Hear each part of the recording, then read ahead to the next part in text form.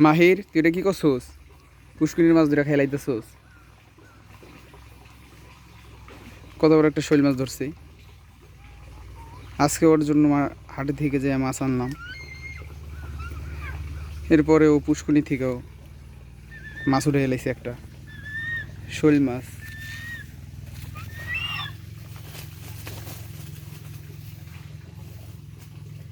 দেখছেন মাহির?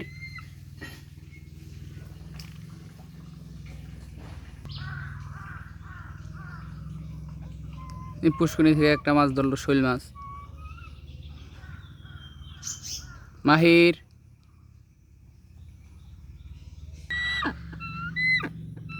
কত বড় একটা শৈল মাছ।